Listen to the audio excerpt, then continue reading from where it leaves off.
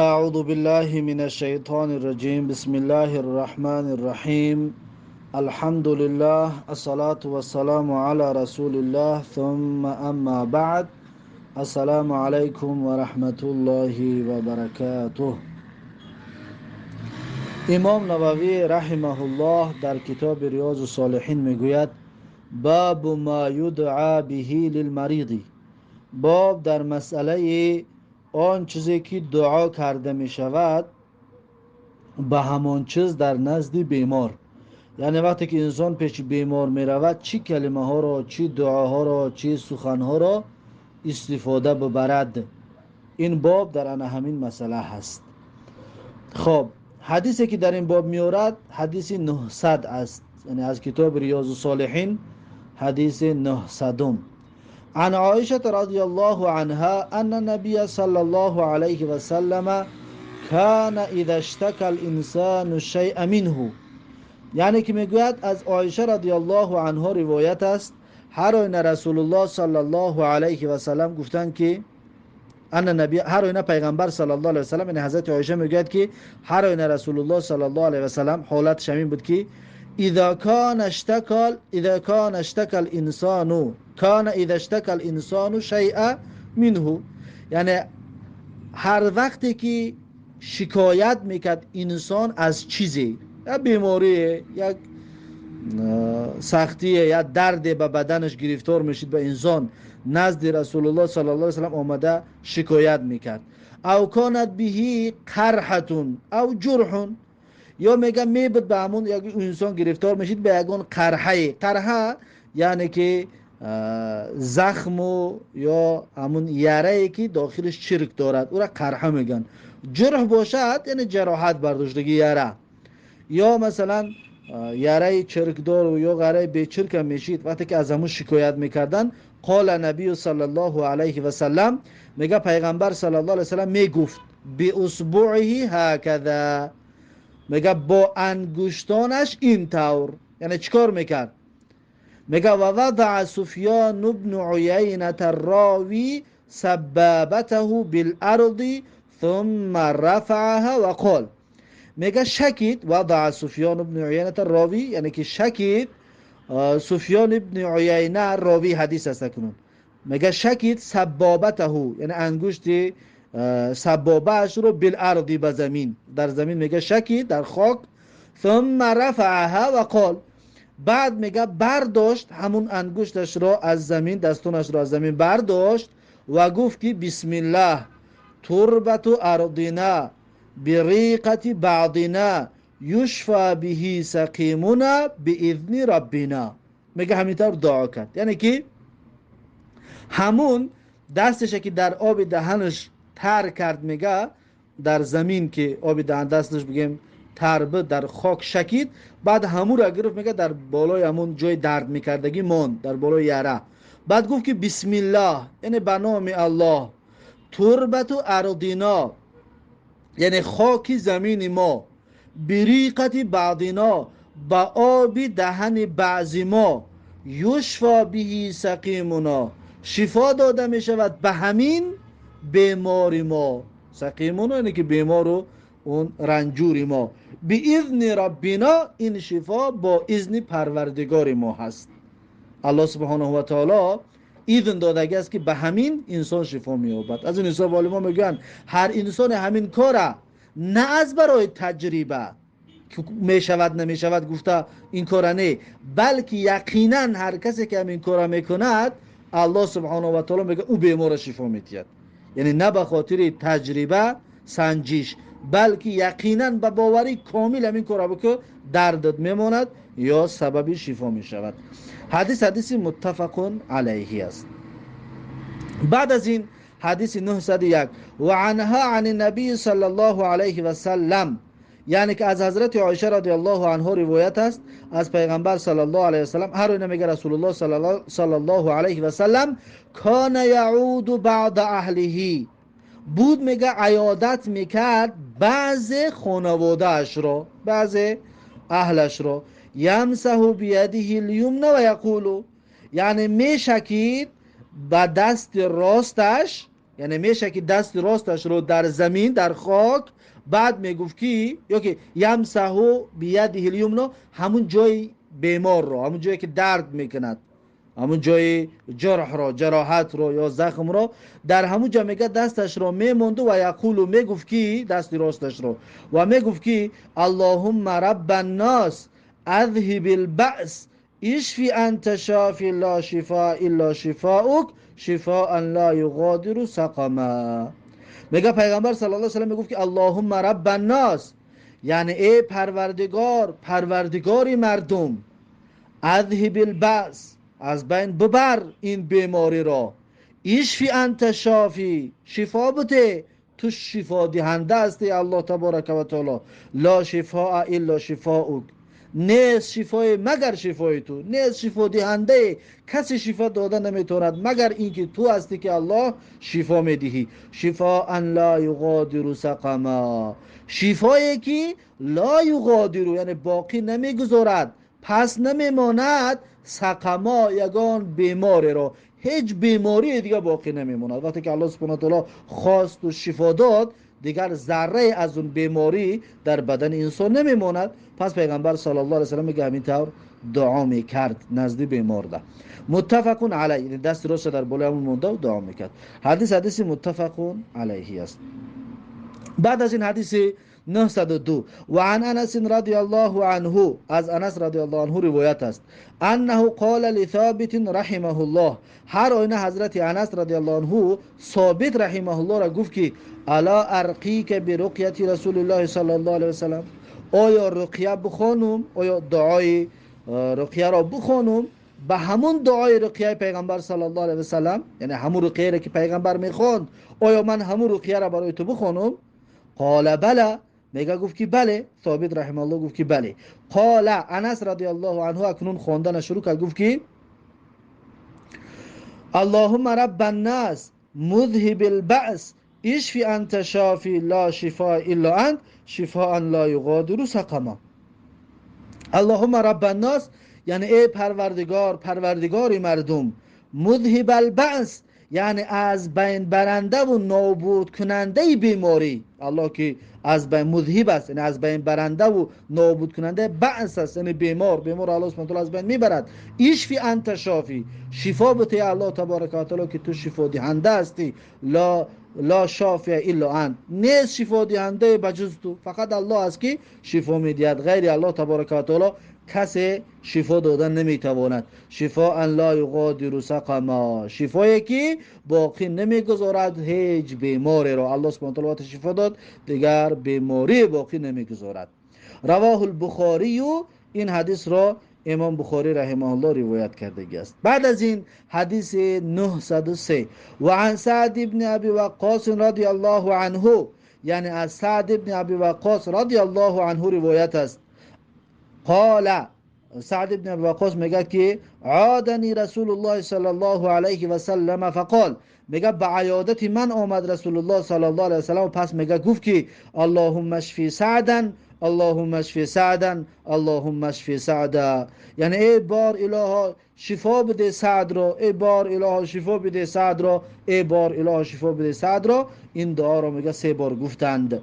رواه مسلمون، این حدیث را امام مسلم روایت کرده هست. بعد از این حدیث 904 و عن ابی عبدالله عثمان بن ابی العاص رضی الله عنه، یعنی که از ابو عبدالله عثمان بن ابی العاص رضی الله عنه روایت است، انه شکا الى رسول الله صلی الله علیه و سلم وجعا یجده فی جسده. هر آینه میگه همین ابو عبدالله عثمان بن ابی الوقاص شکا الى رسول الله صلی الله علیه و سلم، یعنی که شکایت برد به نزد پیغمبر صلی الله علیه و سلم، یعنی که وجعا دردی که داشت، بیماری که داشت، از بیماریش شکایت بود، یجده فی جسده، میگه همین درد رو، همین بیماری رو حس میکرد در بدنش، نزد رسول الله صلی الله علیه و سلم رفت و شکایت کرد از این بیماری.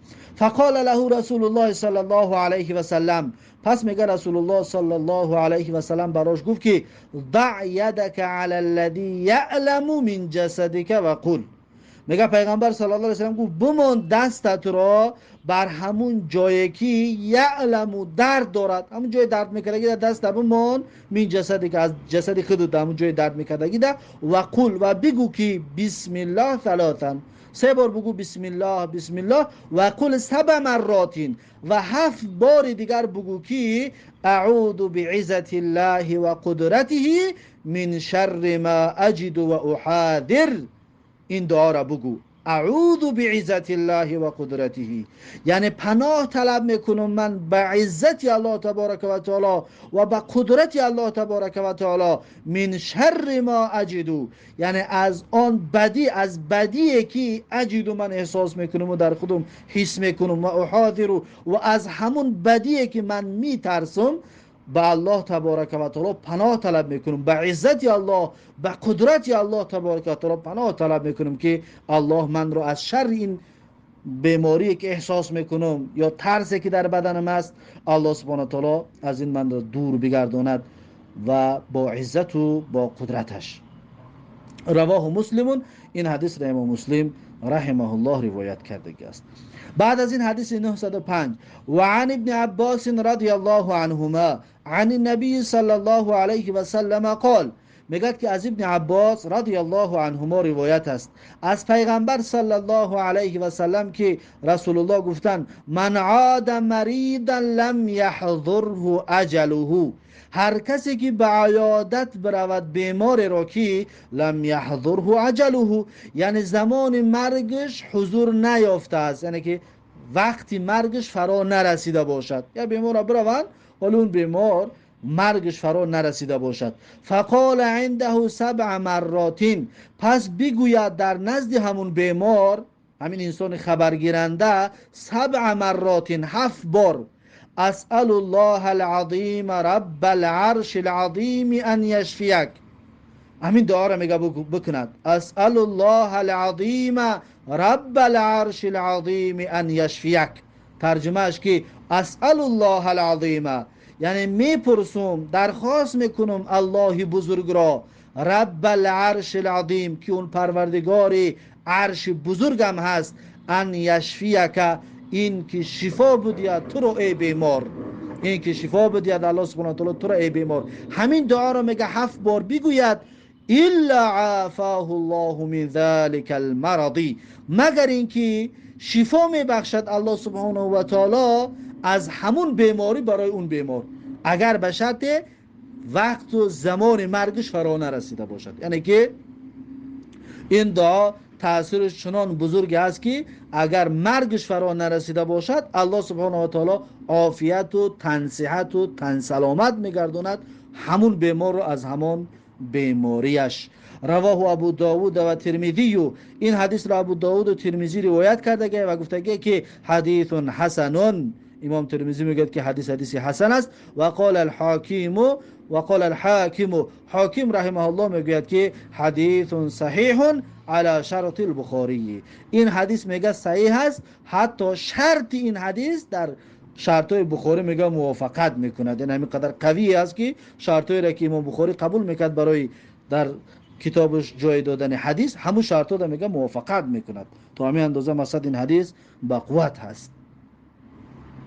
خب بعد از این حدیث 906 و عنه، یعنی که از ابن عباس رضی الله عنه روایت است، ان النبی صلی الله علیه و سلم، هر اون میگه پیغمبر صلی الله علیه و سلم، دخل علی اعرابی یعوده، یعنی در آمد نزد اعرابی که عیادت رفته بود پیغمبر صلی الله علیه و سلم، همون اعرابی را یعودو، یعنی عیادتش میکرد پیغمبر صلی الله علیه و سلم، همون اعرابی را، یعنی نزد همون بیمار رفت، بیمار اعرابی. و کان اذا دخل علی من یعوده فقال، پیغمبر صلی الله علیه و سلم عادتش همین بود که هنگامی که می در آمد نزد کسی که به عیادتش رفتگی است، یعنی کدام بیمار پیغمبر خبرگیری که می رفت، می گفت که لا بأس طهور ان شاء الله، لا بأس یعنی مشکلی نیست یا رنج و مشقت برای تو نیست، طهور ان شاء الله یعنی که این طهور است انشاءالله، پاک کننده هست انشاءالله، یعنی تو را پاک میکند از گناه. یعنی وقتی تو بیمار میشوی، این بیماریت سببی پاک شیدن تو از گناه می شود. لا بأس طهور ان شاء الله، یعنی که مشکل نیست، رنج بر تو نمی باشد. طهور ان شاء الله، پاک کننده تو است از گناهان اگر الله خواسته باشد. اگر الله خواسته باشد تو را پاک میکند به سبب همین بیماری از گناهان. رواه البخاری، و این حدیث را امام بخاری رحمه الله روایت کرده است. بعد از این حدیث 907 و عن ابی سعید الخدری رضی الله عنه ان جبريل اتى النبي صلى الله عليه وسلم فقال يا محمد اشتكيت. از ابو سعید خدری رضی الله عنه روایت است هر آینه جبرائیل علیه السلام اتى النبی صلی الله علیه و سلم آمد نزد پیغمبر صلی الله علیه و سلم. فقال، پس جبرائیل گفت که یا محمد اشتکیت، ای محمد صلی الله علیه و سلم آیا تو شکایت کردی، یعنی بیمار شدی؟ تو اشتکیت یعنی بیمار شدی، رنجور شدی تو؟ قال نعم، رسول الله صلی الله علیه و سلم گفتم بله بیمار شدم. قال، پس میگه جبرائیل گفت که بسم الله ارقیک من کل شیء یؤذیک من شر کل نفس او عین حاسد الله یشفیک بسم الله ارقیک. ماشاءالله. میگه پس جبرائیل علیه السلام گفت که بسم الله ارقیک، یعنی به نام الله تبارک و تعالی من تو را رقیه میخوانم. من کل شیء یؤذیک، از هر چیزی که تو را آزار میتید، از هر بیماری، از هر رنجوری که تو را بیمار میتید. من شر کل نفس او عین حاسد، از بدی هر نفس، از بدی هر چشم حسد کننده. الله یشفیک، الله یشفیک، یعنی الله سبحانه و تعالی شفا بدهد تو را. بسم الله ارقیک، به نام الله تبارک و تعالی تو را رقیه میخوانم. پس این دعا را میگه نزد پیغمبر صلی الله علیه و سلم گفت حضرت جبریل علیه السلام. رواه مسلمون، این حدیث را امام مسلم رحمه الله روایت کرده است. پس علما میگویند که این حدیث دلیل است برای اینه که ما وقتی کسی را رقیه میخونیم با صفاتهای الله، با نامهای الله تبارک و تعالی رقیه خونی اش کنیم. با نامهای الله سبحانه و تعالی رقیه خونی کردن جایز است به همین دلیل یا به همین حدیث. خب بعد از این رواه مسلم، این حدیث را امام مسلم روایت کرده است. بعد از این حدیث 908 و عن ابی سعید الخدری و ابی هریره رضی الله عنهما، یعنی که از ابو سعید خدری رضی الله عنه و همچنین از ابو هریره رضی الله عنهما، از هر دوشون الله راضی باد، هر دوشون میگویند که انهما شهید علی رسول الله صلی الله علیه و سلم، هر دی همینها ابو سعید خدری و ابو هریره شهیدا گواهی دادگی هستند، شاهد شدگی هستند بر پیغمبر صلی الله علیه و سلم انه قال، هر آن رسول الله گفته است. یعنی هر دی همینها به همین سخنی که رسول الله گفته هستند شاهد است و گواه هستند و شهادتی میدهند که پیغمبر گفته است که من قال، هر کسی که بگوید لا اله الا الله والله اکبر صدقه ربه، یعنی کسی که همین ذکر بکند بگوید لا اله الا الله والله اکبر، یعنی نیست معبود بر حق بجز الله، والله اکبر و الله بزرگترین هست. صدقه ربه، یعنی تصدیقش میکند سخن این انسان را پروردگارش. الله سبحانه و تعالی تصدیق میکرده سخن این گوینده این سخن را که لا اله الا الله والله اکبر.